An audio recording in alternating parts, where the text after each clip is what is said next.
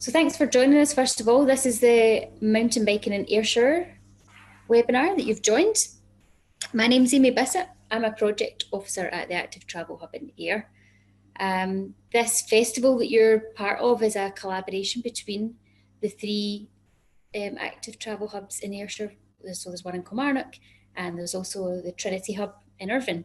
Usually we would have an actual festival with live speakers and led rides and things, but obviously that's not an option this year. So rather than lose the festival altogether, we decided to try and take it online, which has been a massive learning curve for all of us, but it's been great and we've enjoyed doing it. All three hubs in Ayrshire have a common goal of encouraging walking and cycling more for short journeys. So ditching the car where possible and picking up your bike or your walking shoes instead, whether that's for work or commuting, leisure, recreation, whatever. And when our services are running kind of normally, we offer cycle skills sessions, bike maintenance classes, lead walks, bike rides, and just general advice for any individuals or businesses even that are looking to walk or cycle more. So if you're looking for any more information on what we do or you want to get in touch with us, you can find the contact information for all three hubs over on the Ayrshire Women's Cycle Festival website, the one that you used to sign up for this session. So while you're on the website, so I'm going to take this wee chance to plug it a bit. There's some really awesome stuff on there, some bike maintenance videos that have some how-to videos that have been created especially for this event for us. And we've also got bike stories written by some inspiring local women that we know, just about how they've got involved in cycling and why they love it, and some advice for starters and things. And we've also got our Bling a Bike art project. So definitely worth having a wee snoop around. The whole website is jam-packed with stuff outside of the webinars. So have a wee look when you get a chance. Talks you're about to watch are from two local ladies who are both involved in the world of mountain biking in Ayrshire, and they very kindly volunteered to film themselves speaking for us. Loads of time and effort's gone into creating what you're about to watch, so just want to thank them both very much for that. I hope that they might be watching along with us tonight. Fingers crossed. Hello if you're there. They've done all of this out of the goodness of their hearts in the hope that it might encourage them, encourage other people to get out there and to give it a go. So without further ado, I shall try my best to pass you over.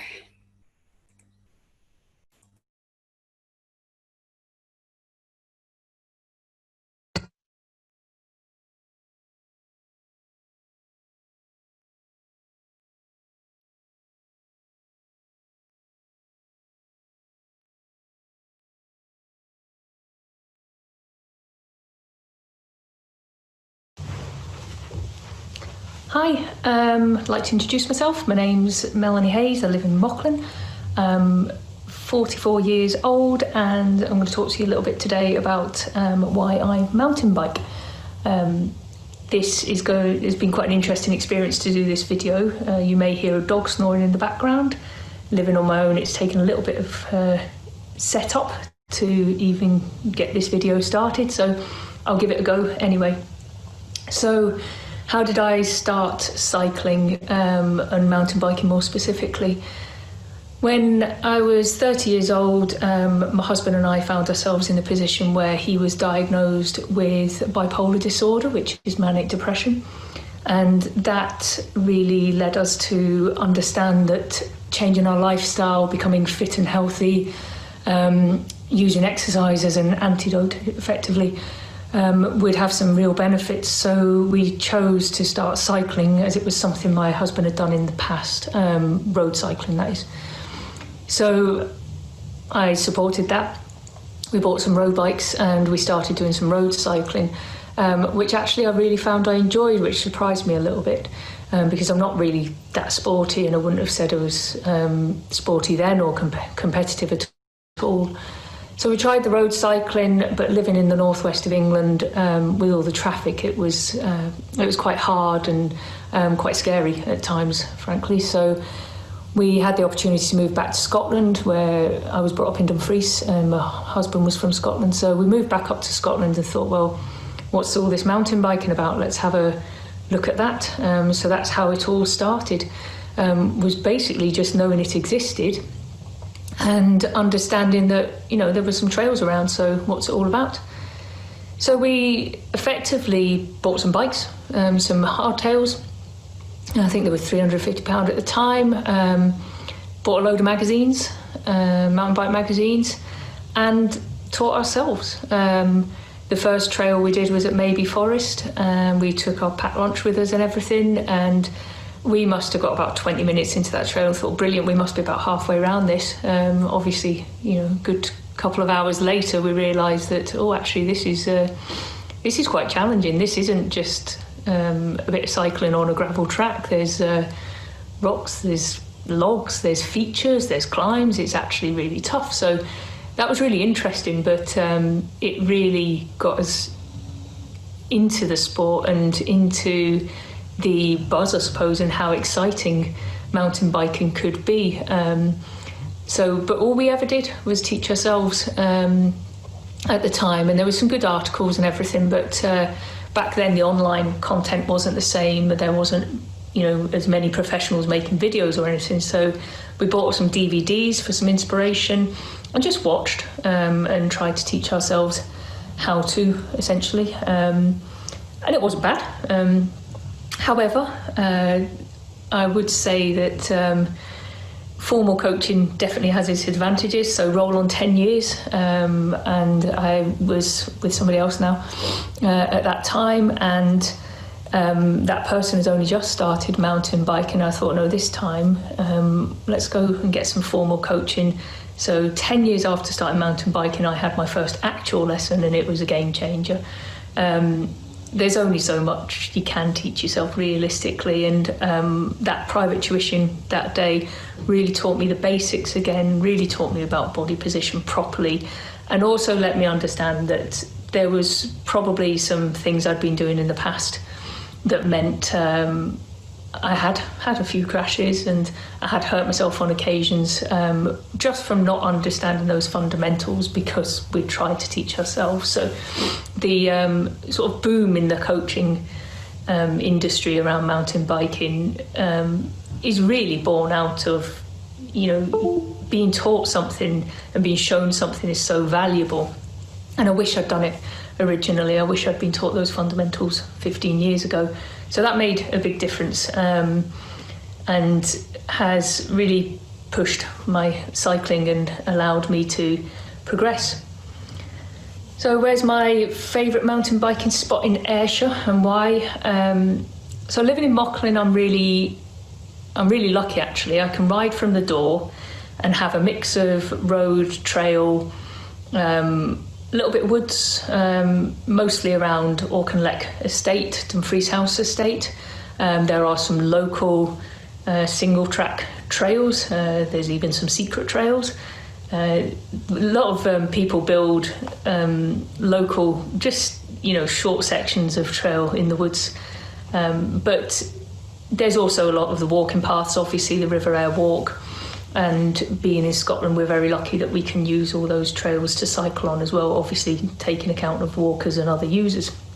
So at the moment, around Ayrshire from home, I have some good riding, but my favourite spot is actually probably Loch Braddon and the Cornish Hill Climb, which is a walking path down near Straighton. I love being in the wilderness. I love being in the forest. I was brought up in the middle of nowhere in my childhood, so I really like being on my own in the woods, just me and the animals, nature, the wind, the weather, the freedom. So the Galloway Forest for me is my favourite spot, whether it's going out just on a fire road just for 2-3 hours and enjoying the relaxation, or whether it's doing something more challenging like Loch Braddon or the Cornish Hill Climb. I do also ride with Drop the Post mountain bike group locally in Ayrshire.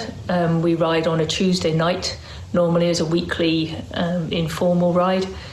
So that can take me all over Ayrshire. We have a range of sort of regular spots that we ride, whether it's Auchencruve or up in Irvine, Dundonald, lots and lots of options in Ayrshire, and we try to move about a bit. Sometimes it's more urban, sometimes it's in the woods, but that's all based in Ayrshire with the group. So that's let me find a lot of the local trails. The clothes have got much better. There's a much wider range of women-specific kit, whether it's bikes, clothes, helmets, gloves, shoes, all of that attire. The women's specific side of things has really grown in the last 8 to 10 years. That's probably linked to the increase in media around women's mountain biking. There's some real sort of big names out there now that do amazing things for the sport. If you look at Rachel Atherton, world champion mountain biker, we have a lot of representation on the world stage now around all disciplines of mountain biking, and that's made a big difference. I think there's a lot more televised now, and it's just generally more in the media, which is great, and that goes, I think, for all women's sport. I've never, saying all that, I've never actually ridden that much with other women, but that's often due to where I've lived or the times I'm riding. But we are seeing now, and even in Drop the Post, even in the local club, more women have started joining the group in the last couple of years. So that's really nice to see. We're getting more variety, more diversity of people coming along, which is great, absolutely great. It's, I just think generally the whole sport of mountain biking is actually very inclusive, regardless of gender, regardless of age, discipline or whatever. It's genuinely a very friendly sport to be involved in. Like I said before, I'm not competitive at all. I don't do events or anything like that. That's not my thing. I ride for me. I don't even do the Strava thing. I don't, even compete against myself, and that's okay. At the same time, I know other people who compete in downhill, who take the sport very seriously, who are very much more focused on the competitive side, and that's the great thing about the sport. You can do whatever you want to do with it. There is no need to be pushed in any one direction. There's so many disciplines and so much variety in what you can do with mountain biking. So yeah, definitely around the women's mountain biking, I think there's more people involved now. I'm seeing more women out on the trails. I think the likes of the Tweed Valley is a really good example of where that actually there's a really proactive women's scene. There's a lot of women-specific only coaching now you can do, and that's right through to competitive level coaching. So there's a lot of women-only groups, and that's all really come up and quite thick and fast in the last 5 to 10 years. So that's nice to see. I think we need to catch up a little bit in this area if that's what people want. But certainly over in the Tweed Valley, there's an awful lot going on over there around women-specific mountain biking.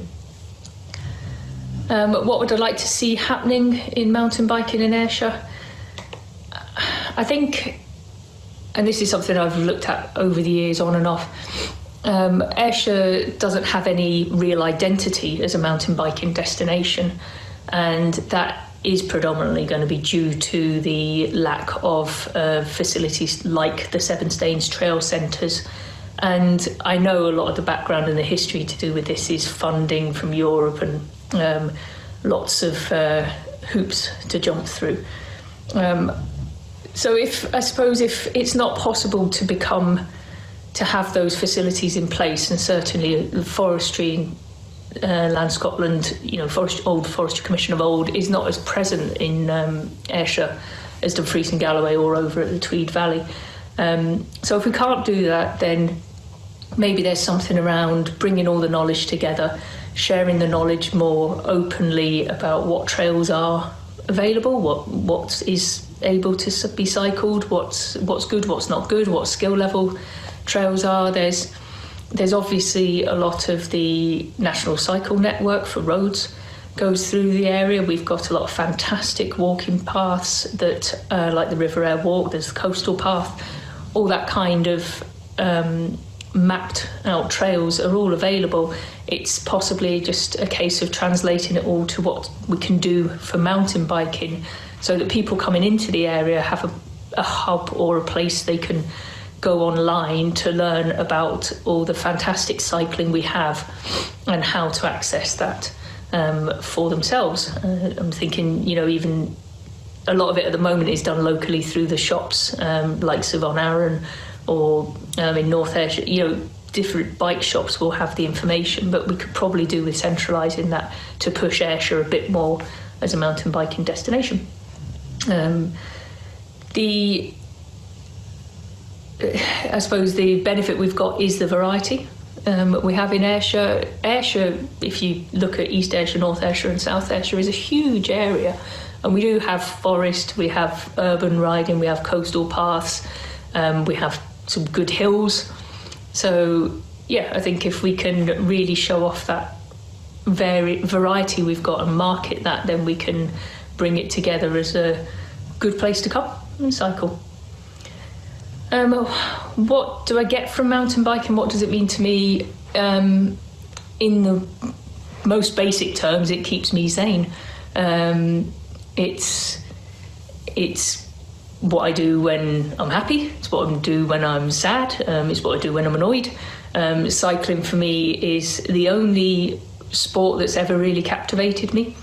I'm fit and I'm active, but I've never really got into one thing and stuck with it in my life the way I have with cycling. And I genuinely think I'll cycle for the rest of my life in some form. Mountain biking I love because it gives you so much freedom. I used to do hill walking when I was younger, but quite frankly, mountain biking just gets me further faster. I get to see more. I love exploring new places, and that's the whole benefit for me. It gives me the freedom. It lets me chill out.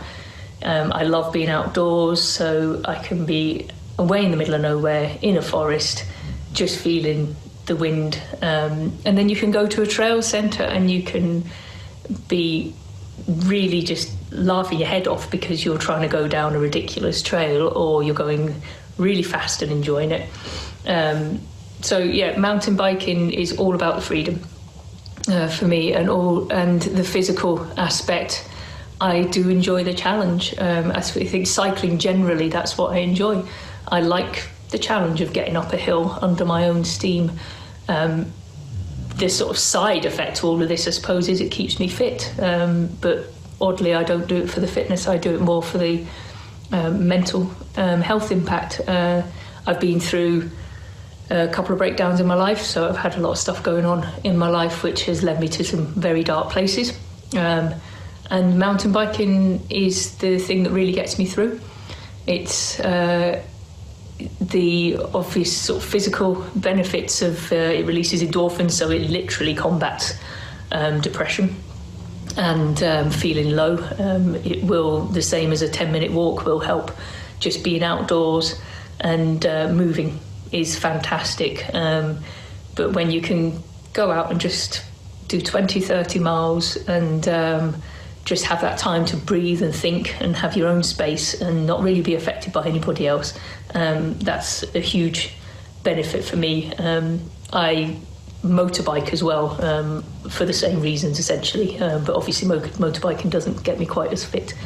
So this year I've actually decided to change a little bit of what I do. So I've mountain biked for 15 years. I love it, but I've decided I want to do a bit more, a few longer rides and a bit more adventure. So I've actually got a gravel bike this year, and I'm with the intention of doing some overnights and some longer rides. And it won't be as technical or anything. It's a slightly different way of looking at it. But if I'd never done mountain biking, I'd never even thought about touring cycling or longer distance cycling. So, and I'll still keep my big bike and I'll still be at trail centres throughout the year, enjoying that side of things as well. My proudest or most memorable mountain biking moment, I won't talk about the couple of good injuries. There's been a couple of good ones, my own fault both times. So most memorable to me, but probably not worth sharing. apart from that, because I don't compete, I don't really have any of proudest moments. They're all individual things for me. It's, there was one day riding with 3 or 4 people, all boys, including my husband at the time, and I was the first person to go down a really technical feature, because that day I just rode up to it and thought, no, actually I'm going to do this. And it was a really steep incline slab. Haven't really done it since very much, because now I think about it too much, but that was cool. One day I just went for it, and it was great. I was really proud of myself that day. So sometimes it's just about tackling an obstacle or a technical feature that maybe you're not so confident about, or just going really fast. But I don't really have any outstanding moments, because every time I cycle, I love it. I enjoy it. And because I don't compete, it's not about that for me. So it's all about actually just going and enjoying the day, the trail, the cycle itself. So I don't have any particular standout moments apart from a couple of accident emergency visits. So to do other cycling, I just mentioned I have a gravel bike. So a gravel bike is more like a road bike. It looks like a road bike, but it has bigger tyres on it, and the geometry, the sort of dimensions and the way the frame's built is more for off-road than on-road. So I do a lot of mixed riding at the moment, where I do some road to get to a path or a track, and then I'll do the track as well. And I do that either on my hardtail bike, on my full-on mountain bike, full suspension mountain bike, or my gravel bike. The other day I did 2 sections of the River Aire walk on my gravel bike. So I just cycle generally. The only type of bike I don't really use is a full-on road bike, which might in the future. But yeah, so I just love cycling, but the mountain biking, it's definitely the aspect to getting out into the forest is what drives me to be more towards mountain biking. What would I say to people starting out or thinking about getting into it? Just do it. Cycling is so varied. It's brilliant because you can literally do what you want. If you want to buy a hybrid kind of bicycle and just cycle around the roads, then that's fine. Go for it. It's all good, and it's all freedom, and basically anybody can do it. It will make you fitter. You probably will get quite sort of buzz out of it, a bit of excitement out of it, and it's so open. It's so, especially in Scotland, we have so much access in this country to trails and paths, and we can pretty much go wherever we want. So depending on what your budget is, or what type of bike you want to buy, or what you fancy doing, there is no limit. You can do whatever you want. And like I say, I think coaching is important. I think it is important to learn about the type of cycling you want to do. Mountain biking in particular can be really easy, but at the same time, don't underestimate it either. It is a technical, skilled sport, and it surprised me when I first got into it how much there is to it, and how much there was to learn. But it is learning. It's not just riding a bike. When you get to the more technical side of mountain biking, you do need to understand the concepts, the body position, what your bike's doing, how your suspension works, all of that kind of stuff. So it can be as simple or as intense as you want it to be. But try it. It's brilliant. And like I said before, mountain biking for me has always been very inclusive, very friendly. If you are a mountain, I've met so many people through mountain biking from the point of view of you just get chatting. You'll turn up at a car park, it doesn't matter whether you're on your own or with a group, and people talk to each other. There's always a bit of where have you come from, what are you riding today, and nobody's I've never found any snobbery in the sport. I've never found that people look down on you because you're only wanting to do a lower grade of trail, an easier trail or whatever. It's all about just being out there and enjoying it, and there's definitely a place for everybody in that, and there's a club for everybody in that, there's a group for everybody in that. It's just a case of finding where you fit and enjoying it. So that's me. Hopefully that's provided a little bit of inspiration. I like to say it's a fantastic sport to be involved in, and definitely worth just giving it a go. And if nothing else, it teaches you humility, teaches you to laugh at yourself, and it teaches you to enjoy yourself and get back a bit into that kid zone where actually you didn't care and you just have a laugh. So thanks for listening. Hope that was helpful. Thanks. Bye.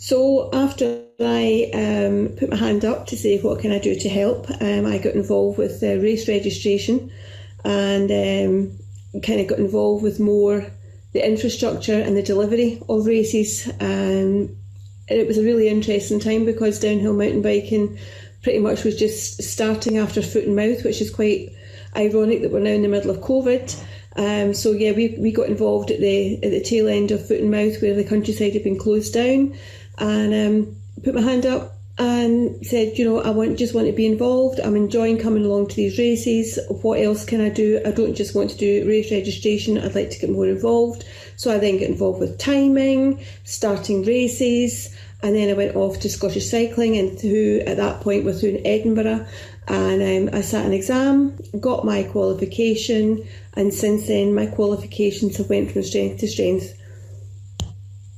So part of my qualification, I started off as a regional commissaire. A commissaire is like what you would have a referee at football or an umpire at tennis. So a commissaire is the race official that you have at any cycle race. And I went off to Madrid a couple of years ago, and I have since, from humble beginnings 22 years ago as a regional commissaire, I've now become an international UCI elite national commissaire, which allows me to work at the highest level. I can't unfortunately travel to Europe or indeed the world, but I can take charge of any international race that comes to the UK. I learned my craft initially from a couple of Ayrshire lads, John Walker from Walker Cycling and Bill McKechnie. John lives in Fenwick and Bill's through in Cumnock. And both of these guys really helped me sort of get my foot in the ground and understand how races run, what to expect, what not to expect, what to look for in race situations. But we also, part of my son's training, I also got involved and started to have my own team. And at one point I had a team of 12 riders, and that was good fun. We had a lot of training days away. And it just kind of bedded everything together. And since then, racing in Scotland 22 years ago was very different to what it is now. It was very basic, and it's now pretty high level. So yeah, there's been a lot of learnings, a lot of coaching, and I also mentor quite a few commissaires throughout Scotland and indeed throughout the UK. But I still have my own mentors. And I do still go to the likes of John and Bill, but I also have international guys that I will go to that if I have any issues, I can go to these guys as well. So the infrastructure is really good, and it's a good community spirit as well. It's a good thing to be in.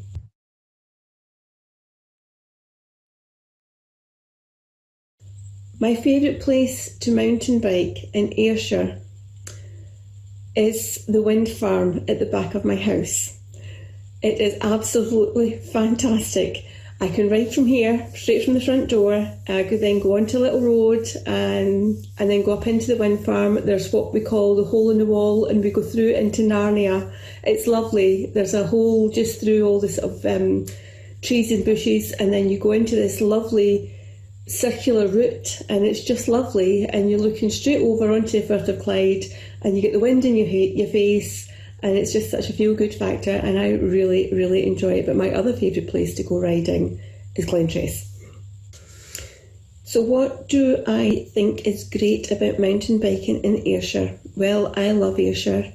I think because it's stoked in history, and you've got all that coastline, we've got hills, we've got some forests, we've got pretty much anything you want to do on mountain biking is sitting here on the Ayrshire coast. And inland in Ayrshire as well, you've got right up all the valleys, there's loads of places to go, and I just think it's a really lovely place to be. People are so friendly, and I don't think you would actually be struggling to find someone to give you a helping hand if you were in trouble. So what would I like to see happening in Ayrshire for mountain biking, if anything? Yes. I think it would be a really good idea if we had some kind of mountain bike centre. Now, the likes of Glentress, where you've got a centre with regular trails that are maintained, I think Ayrshire would really benefit from it. So you've got likes of A Forest. I'm guessing that a lot of women who are looking at this from Ayrshire will be familiar with A Forest. There's also Dundonald Castle, great trails around there too. It's a good place where you want to go along, you want to get a ride. You go around with your mates or the kids or whatever, and you can stop and there's a coffee shop. You can go in there, there's a shop to browse around, and it's just a nice thing to do. And it's to have to travel that hour and a half to 2 hours in the car just to go and get that, it can be a bit off-putting. So I think it would be really nice to have a central point for women to meet up and have regular, proper mountain bike trails to go on. So changes in women's mountain biking in the time that I've been involved. Well, at the beginning, we were lucky to maybe get about 6 women along to any race in Scotland. That was on a good day. Since then, we are sitting with about between 50 and 60 women who will come along and ride and race. A good chunk of them are the mums of the children who are racing, which is great. And I see more and more young girls also get involved with mountain biking. Not just mountain biking, because the kids are being encouraged to not just mountain bike, but to do a bit of road training. Just to kind of keep the legs moving, do a bit of cross country, a bit of cyclocross, a bit of gravel racing, a bit of gravel riding, a bit of BMX, a bit of jumping. So yeah, to get the kids all round abilities, and they're coached as well with their team coaches, their club coaches, and some of them actually engage in private coaching sessions as well. So what do I get from mountain biking, and what does it mean to me? Well, if I said that the function that I have in cycling gives me job satisfaction, a much bigger job satisfaction than I actually get at my paid job. So my job within the cycling community is purely a voluntary role. It just gives me complete job satisfaction. I love to see people have a good time and walk away with a smile on their face. So that's what it really means to me. Normally get together and have a good time together. My proudest or most memorable mountain biking moment, probably the first time I was appointed to work at the World Cup at Fort William. That was one of them. Going off to Madrid and qualifying as a UCI Elite National Mountain Bike Commissaire is probably up there as well.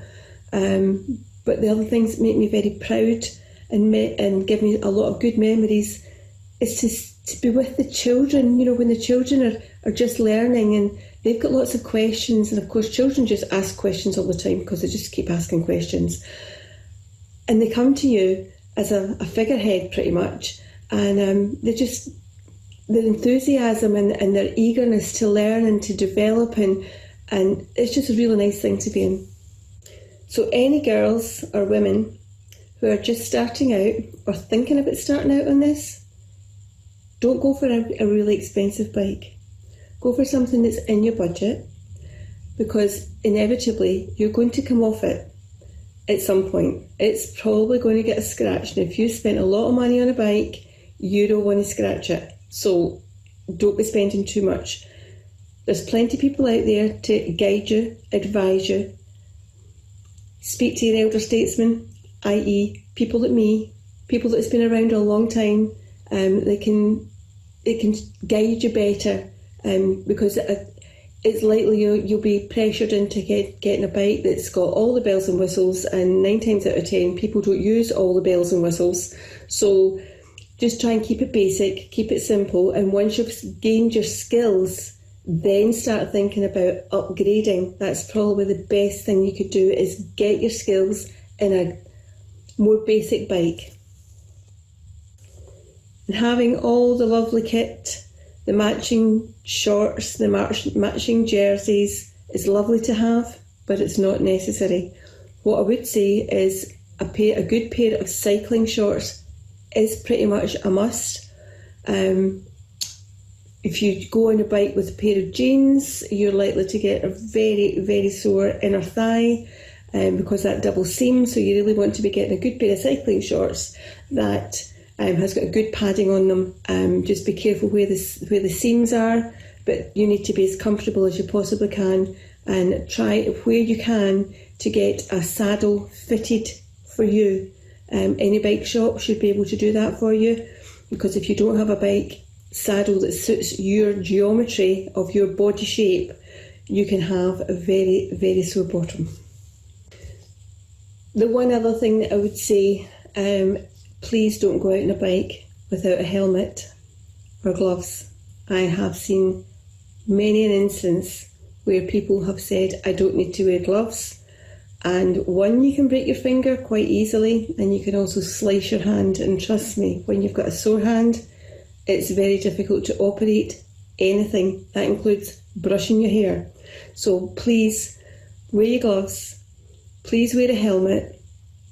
If you can, find something that we call buff wear, which is like a kind of snood thing that goes around your neck. They're good in the winter because they can come up over your face, right over here. And if you've got a couple of them, you can put it on as a hat as well. It keeps you nice and toasty. And in the summertime, it keeps the dust out your nostrils as well when you're riding.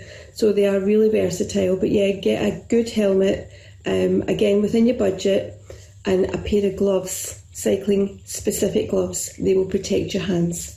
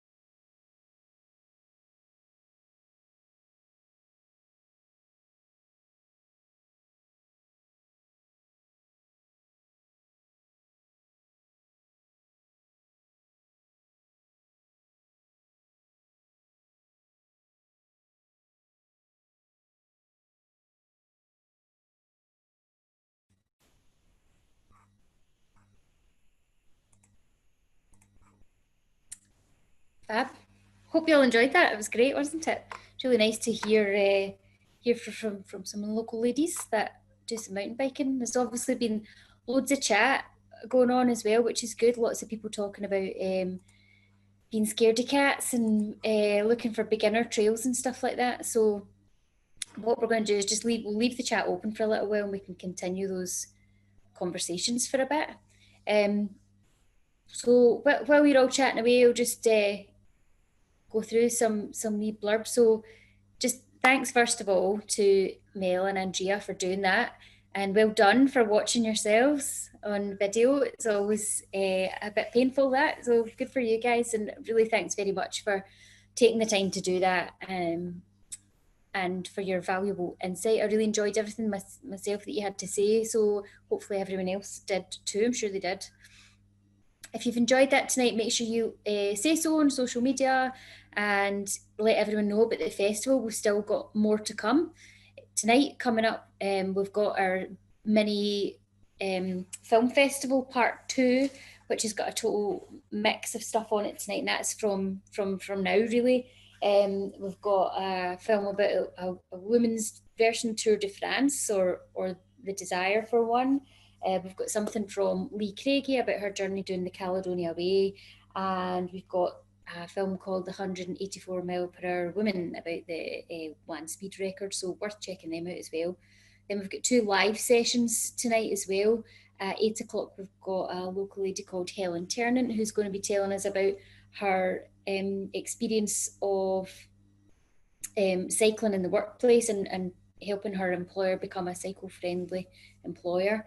And then live from Australia, at 9 o'clock, Wendy Badger's going to be telling us about her experiences of solo touring as a female. Wendy's joining us, I think it's about 5 o'clock in the morning or something like that over there. So she's really gone above and beyond. So please, if you haven't signed up for any of them yet and you fancy it, please do. There's still time to do that just now. And tomorrow we've got a screening of a bike tour film and also the Divided movie. So, and also after this tonight, we'll be sending out a short survey just to follow up. So if you've got 2 seconds, it'd be really good if you could just fill that out for us. It just lets us decide what we do with the festival going forward. And we'll just leave this chat. What I would say is there's lots of chat in there about scaredy cats and about the Drop the Post group. So I'm in that group and I found it very welcoming. Everyone's more than happy to answer your questions and to help you out. So I wouldn't let your what you think are your limitations put you off joining a group like that. It absolutely is how you start. You know, you go along to these things and you learn from other people.